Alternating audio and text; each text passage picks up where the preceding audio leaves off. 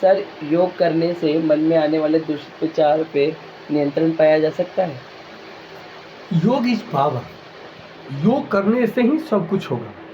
भगवान कृष्ण ने कहा है कि हे अर्जुन, तुम अध्यात्म ज्ञानी बनो या मत बनो, परंतु तुम योगी बनो। योगी व्यक्ति को स्पिरिचुअल ज्ञान स्वतः होने लगता है, अध्यात्म ज्ञान स्वतः उसके अंदर प्रकट होने लगता है। योग को महर्षि पतंजलि ने 8 भागों में बांटा है।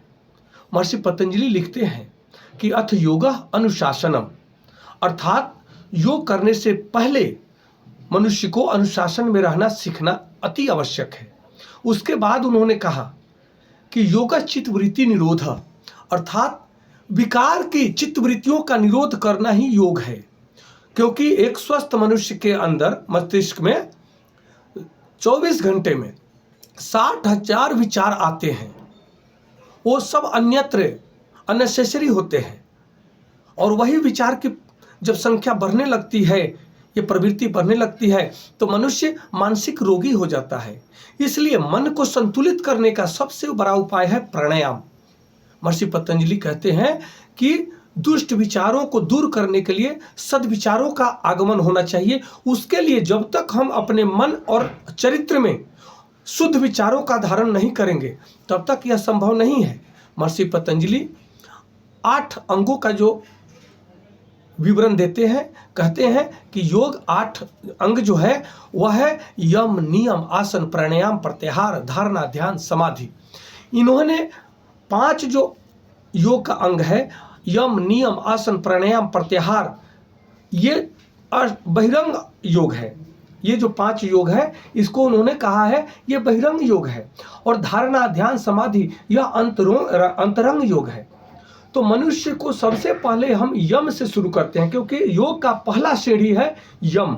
और यम का 5 अंग है: सत्य, अहिंसा, ब्रह्मचर्य, अस्तेय और अपरिग्रह।